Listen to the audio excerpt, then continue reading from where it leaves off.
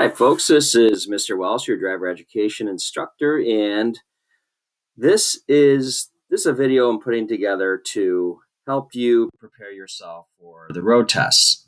If you've already taken the road tests, I'd appreciate it if you look this over and at the end leave a comment, a critique of some kind. Did I get it right? Is there stuff that needs to be said that's not in it? Um, or if there's something that just isn't true anymore because of maybe COVID. Okay, so with that being said, let's go right to uh, how many mistakes can you make on a road test, right? So your examiner gives you the driving test demerit points uh, according to the severity of the mistake you make, and the points can run from 5 to 15. Okay, a deduction of 35 points will correspond with a failure in the driving test. Okay, the mistakes that may fail you include these. Okay, entering the wrong traffic lane, going over the speed limit, not stopping when you see the stop sign, doing something dangerous. Sometimes one critical mistake can fail you completely, even if you did well on the rest of the tests. Okay, so for example, if you make a wide right turn that lands you in the wrong lane, and then do several other things afterwards or beforehand, this altogether could lead to a failure. Okay. Okay, mistakes that cause you to fail the driving tests. We're going to go over those, the common ones, in just a minute. So, improperly changing lanes, for example. So, remember, when you are changing lanes, use smog. Okay. Smog very quickly is signal, mirrors, observe, and go. Okay. So, you're going to have to do that every time. People routinely fail this because they don't use their mirrors and they don't look over their shoulder. Okay. Hard braking is another common mistake. How to avoid hard braking? You need to use your foot as a pivot. Okay, so you need to always keep that right heel on the floor of your car and move between the two, the brake and the accelerator. If you do so and you gently cover, first of all, you cover and then gently depress and you release and cover, this is going to keep you from braking hard and from speeding up hard. Okay, failing to control the steering. This is an issue that often comes, especially when you're making turns. Okay, the way to reduce this problem is one, we want to go into turns. The main thing is you want to enter turns a lot slower. Okay, so that's going to mean taking your foot off the accelerator early. Okay, signaling your intentions to make a lane, to make some type of change. Right, usually we're talking about a turn. All right, that's, by the way, that's my cat. She's just a kitten, and she's going bonkers right now. So taking your foot off the accelerator, signaling your intention, bringing your car, then depressing the brakes gently, bringing your car way down to speed. Remember, we're talking like 5 miles per hour, no more than 15 miles per hour to make, a 90-degree turn. All right. That's usually where the control issues arise, are on turns. Okay, so New York State road test hard? No, there's 10 elements to it. And so long as you follow the rules that you've been taught during your driver education course, you're going to be absolutely fine on the road test. How many answers can you get wrong on the written test? Okay, we're not going to, but you have to have at least 14 correct on the written test. Okay, that's the written test, guys. How long does a driving test take? It really only takes between 20 and 30 minutes. 20 is quite a lot in my experience. And my experience, guys, is limited to taking my son to the road test. It's true. But our experience has been, you show up to the road test, you can, show up 15 minutes early. That's more than enough time. Usually for us, it was, if you showed up 5 minutes early, you're good to go. You had to wait in line. So you had to park your car along the curb. wait for the evaluator to come to your car, and the evaluator was going to take a look at your car before anything else, take a look at my driver's license and make sure I was okay, and make sure the inspection and the registration on the vehicle were okay. Okay, that they were up to date. Same with my driver's license, that it was up to date. The evaluator would then look at the 262 MV 262 and make sure that that was signed and filled out properly. And the evaluator, of course, would look at my son's driver's license and make sure that everything on it was valid. Okay, and then they would start off on their drive. And literally, the drive was definitely, in my opinion, no more than 15 minutes, in my experience. Okay, if you have to take it a second time, that was the case for my son. The fee is already included. So the application fee you pay for the learner permit includes 2 road tests. Okay. What are some common mistakes that you can make during your road test? Well, let's go through the road test itself. Okay. So here's the New York State road test score sheet. All right. These are what you do not want to do to get points docked from you. Okay. So think about this. You're starting off at 0 points and you don't want to get any points. But once you get to 35 points, you failed the driving test, the road test. So here we go. There are various sections to this thing. So the first one we're talking about is leaving the curb, because this is what you're going to do first. Okay. Remember to use smog when you're leaving the curb. In fact, I want to give you a section before that, which is this: getting the car prepared for the evaluator. You want to check your mirrors. Again, even if you've driven there, pretend you did not drive there and it was your parent who drove to the road test. And now you have to change your seat and you have to change your mirrors to fit you. Okay. Make a display of that for the evaluator. Okay. So check your seat over again. Check each one of your 3 mirrors. And then you're going to do smog to pull away from the curb. Okay. He'll instruct you, please pull away from the curb and get into traffic. Okay. Use smog to do it. We discussed it. These are the points that we will be deducted if you fail to perform any of the smog maneuvers. Okay. Okay. You are going to come to intersections and you're going to have to perform a maneuver at the intersections. Usually it's a turn. It could be just a stop. All right. Take a look at what we have here that's going to lose you points. Okay. So fails to stop near the center of the intersection when waiting to make a left-hand turn. Okay. Remember, we need to clear. We need all the traffic to clear. And it's quite possible that you're going to need to stop and wait for the traffic to clear. That will lose you 10 points. Okay, turns wide. Okay, we don't on a short, or turns short on a right-hand turn. Okay, turning short means you touch the curb or jump over the curb. Turning wide means you come into the other lane. Okay, same thing with left-hand turns. Inattentive to traffic. Okay, that could be signs, signals, lane markings, and I want to say, so right. So this is probably the big one here. I think you're going to be very attentive to signs and signals. However, remember, the place where you do your evaluation, your road test, is going to be kind of unknown to you. So remember, when we're scanning, we're definitely looking at the signs and signals, but we're also looking at lane markings. And so you're going to get an instruction from the evaluator. And it's going to come to you like this: at the next intersection, make a left-hand turn. Okay.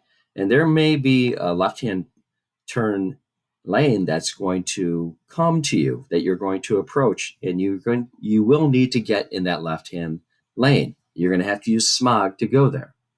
All right. And you're going to have to be attentive to the lane markings so that you will be in the right place. If you do not, you're going to lose 10 points. Okay. Packing, backing, and U-turns. Whoops, that didn't come out very well.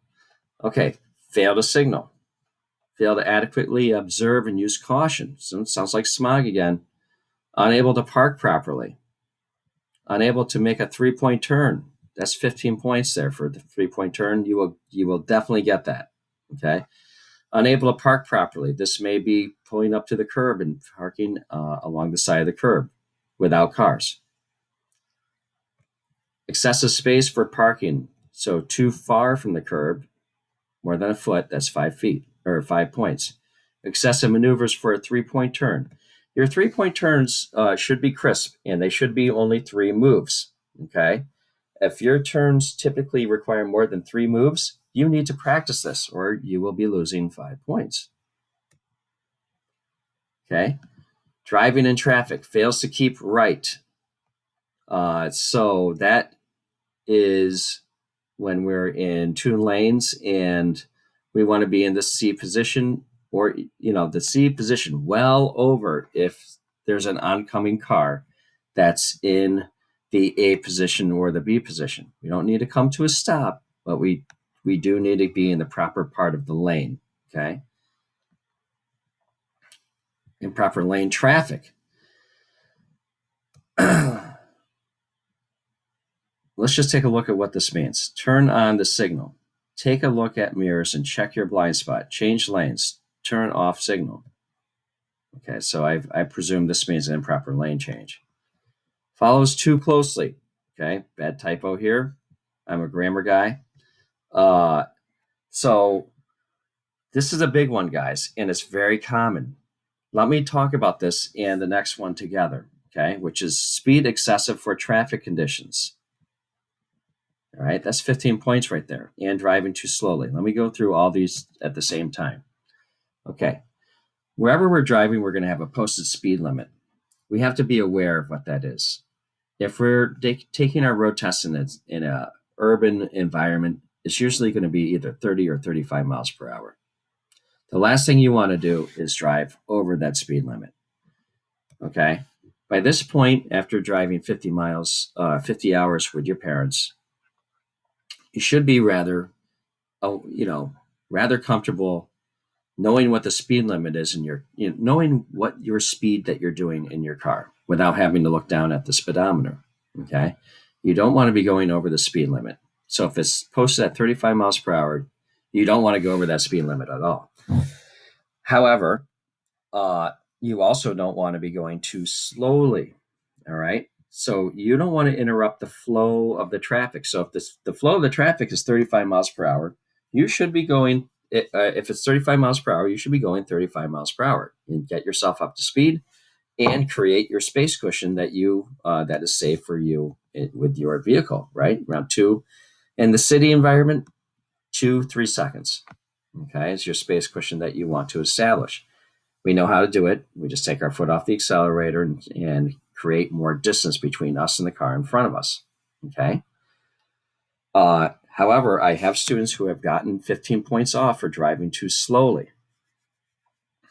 Okay. Once you establish your space cushion, you want to drive the same speed as everybody else in the road, so long as they're driving the speed limit. If they're driving faster than the speed limit, no, you just stay at the speed limit.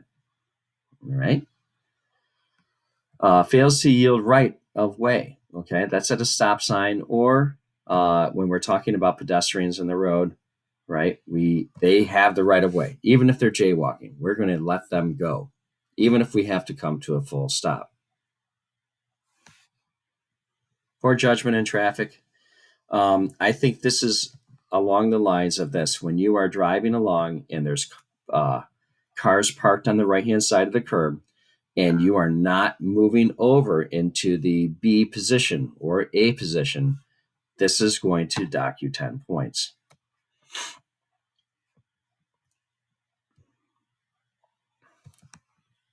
Okay, when changing lanes, you fail to observe, you fail to use smog.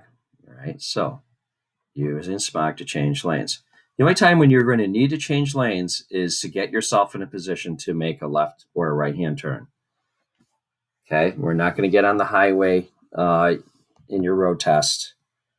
And I depends on where you are. You may not even have 2-lane road, like a 4-lane road where you're driving. Okay, where we do it in Utica, New York, there's only 2 lanes. Okay, there's not even like an extra lane for making a left-hand turn. Okay, but that might not be the case where you're taking your road test. So be aware that you may have to change into the left-hand lane to make a left-hand turn.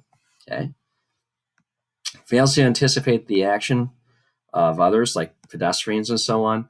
So some of these, for example, a jaywalker coming out between cars. If we see someone on the sidewalk out of our, let's say, fringe vision, because we're scanning, right? We're doing SIPT the whole time. If we see them, we need to adjust by making a slight change in position of the lane, right? So we need to move over to like the B or the A position in our lane to adjust for that, just in case they come out into our into our path of travel. All right, we know this now. We've been doing this for a while. This is what we're practicing with our parents. Let's continue on. Fails to anticipate potential hazards. Oh, here we go with SIPT again, right? So we're searching, we're identifying, and we're predicting, and we're deciding, we're executing, right? So just up here was anticipating, right? Predicting. Right here, now we're looking for, we're identifying, right? So fails to participate or anticipate potential hazards. So again, for example, I think this is going to be a big one for you. Cars parked along the curb on the right-hand side, and you need to move your car over. That's a potential hazard, and we need to move the car over in the lane over to the B or A position. That's an example of one. Pedestrians near the curb.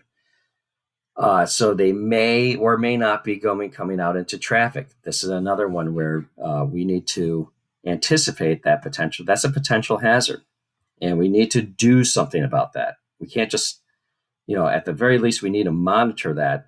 Usually it requires some type of adjustment in the lane. Okay. You need to show the evaluator that you are familiar with that.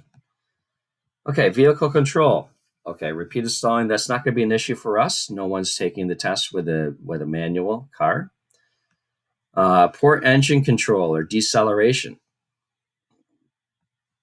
Okay, so the way to control this is to pivot, use a pivot maneuver for your foot, take your foot off the accelerator, cover, then gently depress on the brakes. Okay, same in reverse when we're going to accelerate. Poor steering control. Okay, turning, straight driving maneuvers. Delayed braking, abrupt braking. Again, this all comes down to the pivot position for your foot and poor use of gears. Okay, that's not going to affect us. The only thing I can say is that you are allowed, when you are making a 3-point turn, or if you're doing parallel parking or pulling away from the curb, you are allowed to look down at your gear selector and put it into drive or put it into reverse or to put it into park. Okay, you're allowed to do that. So, and make a show of looking down. Okay, and make sure you put it into the right gear right from the very start. It will really disrupt your. It will really get your evaluator kind of upset if you don't. Okay, we're not going to deal with clutch control. Poor reaction to emergencies. Okay, remember, our reaction to emergencies is pretty simple. We're going to bring our car, we're going to use smog and get far off to the right-hand side. We're not going to go to the left-hand side unless we're on a one-way road. Okay, so just to presume we're going to be on a two-way road and we're going to get off to the right. Okay, so just a quick review of that. We're going to use smog to move over to the right-hand side. Even if you're in the right-hand lane, we're going to use it. We're going to look for pedestrians that may be coming out into the street as we're doing this to be sure we're not going to hit anybody. Okay. And remember, this has to be done safely. Okay. You can't just do this recklessly. This is the emergency vehicle driver is expecting you to do this safely. And if it's not safe to do, he will understand. Okay. So you don't have to move over if it's going to be unsafe. All right. Never move off the road onto a sidewalk or something like this, right? So we just want to bring our car as far over to the right as we can, even if the car's parked along the side of the road. If we have to, we're just going to bring our car down to a stop and just pull as far as we can over to the right hand side and let that emergency vehicle go around you. Okay, and that covers pretty much everything. Let's go through the 15 common mistakes. Rolling stops are a big common mistake, right? So come to a full stop at stop signs. We've discussed that. We know how to do this properly. Okay. Making proper lane changes with smog and doing so with plenty of time. Distracted driving, probably not going to be too much of an issue for us. We definitely will not have phones around us. Please make sure you don't have your phone anywhere. Don't have it turned on. Okay. Lack of control over the steering wheel. All right. So we're holding the steering wheel at 3 and 9, and we are driving with 2 hands the whole time. Okay. When we're at a 4-way stop, we are yielding to the right of way to the people on our right, and we're expecting to be receiving the right of way from the people to our left. Try to communicate this by doing anything. It can be eye contact. It can be a gesture with your hand, like go ahead, or it can be a flick of the lights. That's what we're looking for at the 4-way stop when we both arrive at the same time. Driving in extremely slow speed, right? So we need to drive at the flow of traffic. So if you interrupt the flow of traffic, it's going to cost you points. Driving too fast, hopefully we know how fast our car is traveling. We don't need to look down at the speedometer, and we definitely don't want to be going over the speed limit. And I don't think they're going to take you into any of these areas. But if they do, you need to bring your car's speed down appropriately. Likewise, when you're making turns, you need to bring the speed down to 5 to 15 miles per hour. Okay?